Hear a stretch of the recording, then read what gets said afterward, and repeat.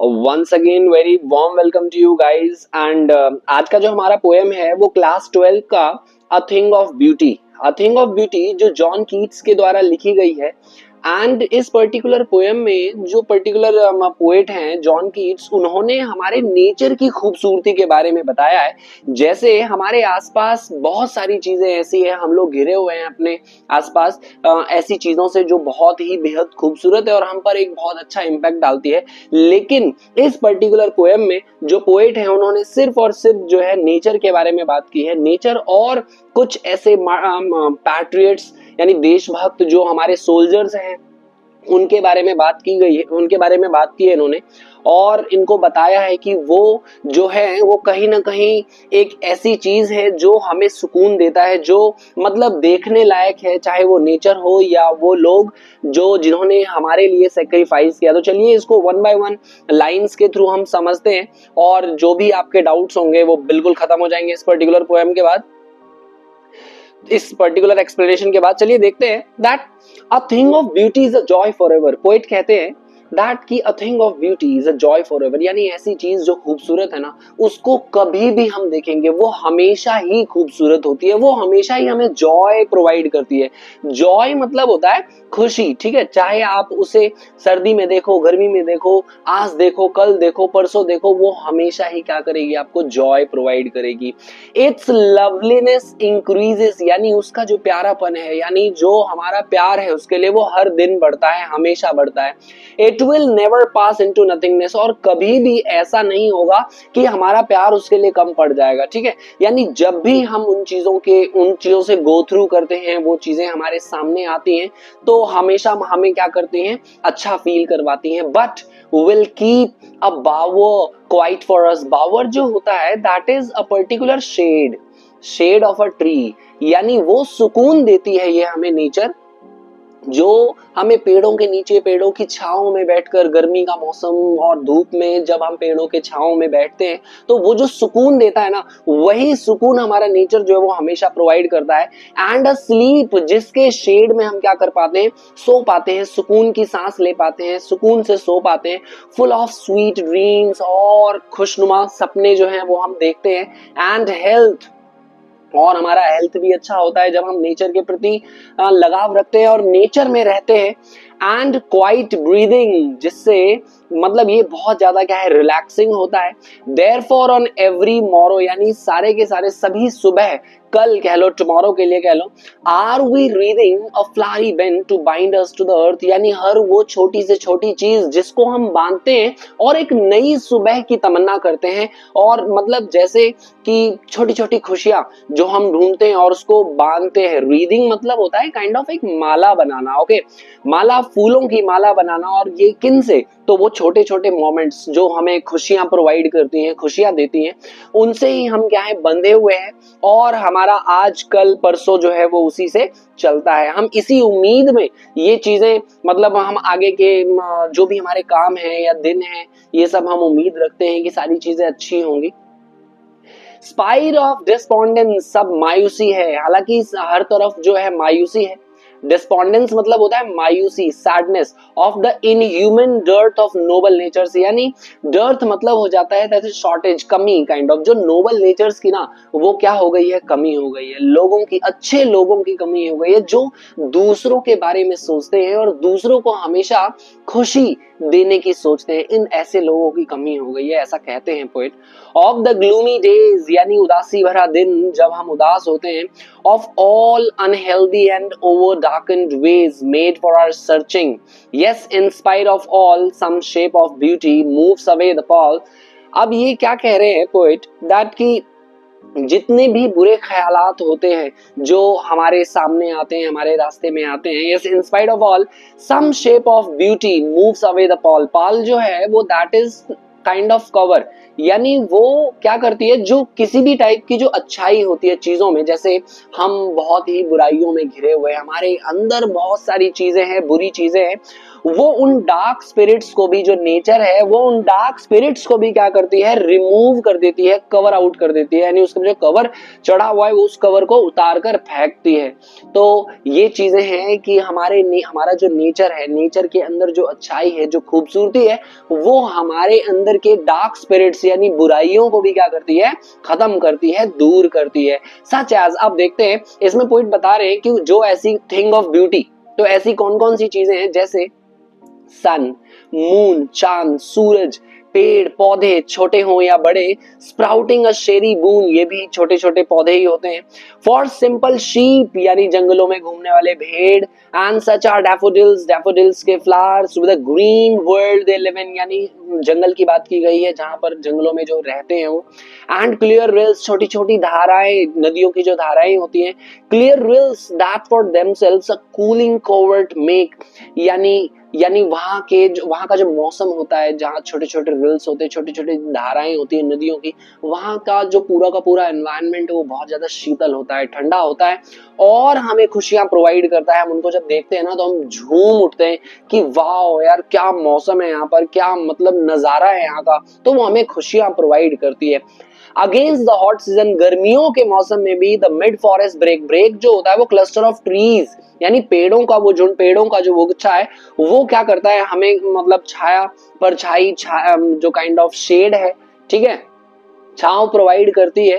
Rich with sprinkling of fair musk rose blooms, musk rose जो है वो एक खुशबू है, परफ्यूम भी आता है इसका एक, तो उसकी खुशबू जो है हमारे चारों तरफ फैलती है और वो खुशबू में जब हम विलीन हो जाते हैं, ओहो क्या खुशबू है। ओके सो ऐसा ही, and such too is the grandeur of dooms, तो इससे ये रिलेटेड फ्रेज भी आ सकता है। ग्रैंडियर ऑफ द डूम्स जो है वो ये दर्शाता है कि it is a kind of honour, ये एक सम्मान शो करना होता है उनके प्रति जो चले गए हैं हमें छोड़कर, यानी वो माइटी डेड्स, आगे बताया गया है we have imagined for the mighty deads, यानी वो माइटी डेड्स जिन्होंने हमारे लिए अपनी जान दे दी, वो मेरे फौजी भाई जिन्होंने अपनी जान की मतलब परवाह नहीं की और वो दिन रात हमारी रक्षा करने के लिए हमारे देश के बॉर्डर पे रहते हैं। एंड तो उन्हीं को क्या करने के लिए, सलाम करने के लिए, या उन्हीं के ऑनर में बनाए गए आर्ट, ठीक है, या बनाए गए मॉन्यूमेंट्स जो होते हैं, उन चीजों के लिए ही हमने यहाँ पर क्या यूज किया है, द ग्रैंडियर ऑफ डूम्स, तो उनको सम्मान देने के लिए जब हम चाहे वो आर्ट के थ्रू या किसी मॉन्यूमेंट के थ्रू, जैसे हम स्टैचूज बना देते हैं, तो ये जो चीजें हैं ये उनको क्या करती हैं, ऑनर प्रोवाइड करती हैं। ऑल लवली टेल्स, यानी जो भी कहानियां हमने सुनी है या पढ़ी है, चाहे हमने हमारी दादी ने सुनाई है या हमारी मम्मा ने सुनाया है, जो भी नानी ने सुनाया है, तो कोई भी जो अच्छी अच्छी कहानियां जो हम सुनते हैं उसमें जो खूबसूरती हमें मिलती है, उसमें जो सुकून हमें मिलता है, वो कहीं और नहीं मिलता है। And an endless fountain of immortal drink pouring onto us from heaven's brink, यानी ऐसा कह लो कि ये क्या है कि अमृत के समान है ये थिंग ऑफ ब्यूटी, यानी ये अच्छाइयां जो है, ये खूबसूरती जो है, ये अमृत के समान है जो स्वर्ग से खुद भगवान जो है वो क्या कर रहे हैं, पोर कर रहे हैं, हम पर उड़ेल रहे हैं। तो हमारे नेचर में इतनी ज्यादा अच्छाइयां हैं, हमारे नेचर में इतनी ज्यादा खूबसूरती है कि वो हमारे ऊपर हर दम, हर दिन, हर वक्त बस नजरिया चाहिए और कुछ नहीं। अगर हमारा नजरिया वैसा है चीजों के प्रति तो हमें हमेशा खुशी और खुशी ही मिलेगी, बस हमें नजरिया बदलना होगा। जैसा पोएट जो है वो कह रहे हैं कि हमारे आसपास हर चीज में खूबसूरती है, but the thing is that are we able to find that beauty, हम क्या उस ब्यूटी को खोज पाते हैं या नहीं खोज पाते। हर छोटी से छोटी चीज में ब्यूटी है, ठीक है, जो हमें बुराइयों से दूर करती है, हमारे अंदर का जो सैडनेस है हमारे पास, उस सैडनेस को दूर करती है। तो इस पर्टिकुलर पोएम में ये सारी चीजें बताई गई हैं पोएट के द्वारा। दो चीजों को स्पेशली पोएट ने इस पर्टिकुलर पोएम में यूज किया है। पहला तो नेचर की, नेचर की ब्यूटी को बताया है। दूसरा कि वो लोग, वो फौजी, वो माइटी डेड्स जिन्होंने हमारे लिए अपनी जान दे दी है, तो वो भी बहुत ज्यादा खूबसूरत हैं और उनको, उनके सम्मान में बनाई गई मूर्तियां या स्टैचूज, ये सब सारी चीजें भी हमें बहुत ज्यादा खूबसूरत लगती है या इस नेचर में खूबसूरती प्रोवाइड करती हैं। तो चलिए इसके थीम्स को देखते हैं। Beauty as a source of joy, यानी जो ब्यूटी है, चीजें चाहे कुछ भी हो, हर चीज की कुछ ना कुछ ब्यूटी होती है, और वो जो ब्यूटी है ना वो हमारी खुशियों का कारण बनती है। ठीक है, the poem emphasise how beautiful things, यानी चीजों की जो खूबसूरती होती है वो हमारी खुशियों का कारण होती है, हमारे कंफर्ट का कारण होती है। The power of nature, nature में बहुत ज्यादा पावर होती है। Nature has healing power. चाहे कितनी भी हम दुखों में क्यों ना हो, कितनी भी दुखों में क्यों ना हो, हम जब नेचर में जाते हैं तो कहीं ना कहीं हमें सिर्फ और सिर्फ सुकून मिलता है, एक इंस्पिरेशन मिलती है। ठीक है, अगला है स्पिरिचुअल एंड इमोशनल नरिशमेंट की। कहीं ना कहीं अगर हम मतलब स्पिरिचुअल नहीं होते हैं या कुछ भी ऐसा, beauty is depicted as something that uplifts our soul, यानी जो ब्यूटी है चाहे वो हमारे आसपास के नेचर की हो या किसी चीज की हो, वो हमेशा ही हमारे सोल को अपलिफ्ट करती है और provide a sense of peace and contentment, और शांति प्रोवाइड करती है, हमें सुकून प्रोवाइड करती है। परमानेंस ऑफ ब्यूटी, यानी जो किसी भी चीज की जो ब्यूटी होती है वो हमेशा परमानेंट रहती है।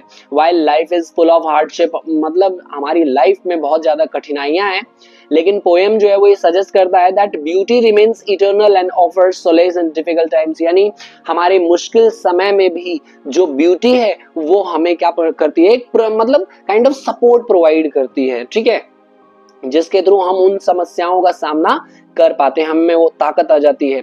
एस्केप फ्रॉम सफरिंग, यानी नेचर में वो पावर है, अगर हमें कोई दुख है और हम उससे थोड़े समय के लिए दूर नेचर में जाते हैं, नेचर की खूबसूरती को अडोर करते हैं, तो कहीं ना कहीं वो चीजें जो है वो हमें मतलब एक सुकून और हैप्पीनेस प्रोवाइड करती है। अगला सारा पोएटिक डिवाइस देखते हैं इसके। एलिट्रेशन, इसका जो पहला पर्टिकुलर पोएटिक डिवाइस है, सम शेप, जैसे देखिए स का साउंड है, कूलिंग का वर्ड, क का साउंड है, बैन टू बाइंड, यानी ये सब सारे एलिट्रेशन है। एलिट्रेशन जब दो या दो से ज्यादा वर्ड्स में स्टार्टिंग साउंड रिपीट होता है तो वो एलिट्रेशन होता है। मैंने वैसे सारे पोएटिक डिवाइसेस जो है हमने कवर कर लिए हैं इस पर्टिकुलर वीडियो के आई बटन में, आप जाके सारे पोएटिक डिवाइसेस जो भी आपके सिलेबस में है वो देख सकते हैं और सीख सकते हैं। दूसरा पर्टिकुलर पोएटिक डिवाइस जो है मेटाफोर। मेटाफोर इज समथिंग जब हम इनडायरेक्ट कंपैरिजन करते हैं दो चीजों के बीच में विदाउट यूजिंग लाइक और एज, जैसे अ बावर क्वाइट फॉर अस, यानी वो शांति, यानी वो जो शेड है, यानी इस पर्टिकुलर बावर का यूज किया गया है शांति प्रोवाइड करने के लिए, शेल्टर प्रोवाइड करने के लिए। ठीक है, बावर का मतलब हमने डिस्कस कर लिया था, शेड, ट्री का जो शेड होता है वो होता है। Endless fountain of immortal drink, यानी जो इमोर्टल ड्रिंक है उसका इस्तेमाल किया गया है कि नेचर के फॉर्म में, जैसे नेचर की जो ब्यूटी होती है वो काइंड ऑफ क्या है, एक endless fountain of immortal drink है, यानी हमारे ऊपर असीमित रूप से बरस रही है वो, और कभी ना खत्म होने वाली बरसात है वो, जो आप जितना ज्यादा लूट सकते हो वो आप लूटो। The third is imagery. Imagery का इस्तेमाल किया गया है, जो विविड डिस्क्रिप्शंस दिए गए हैं, उन चीजों को, उन सेंटेंसेस को पढ़कर हम कहीं ना कहीं एक इमेज क्रिएट करते हैं। इसीलिए जैसे cooling out of the trees, sweet dreams, health, quite breathing, endless fountain of immortal drink, ये सब कुछ ऐसे सेंटेंसेस हैं, फ्रेजेस हैं, जिनको पढ़ के कहीं ना कहीं क्या है, हम एक इमेज क्रिएट कर पाते हैं। ठीक है, तो इसलिए इमेजरी हुआ।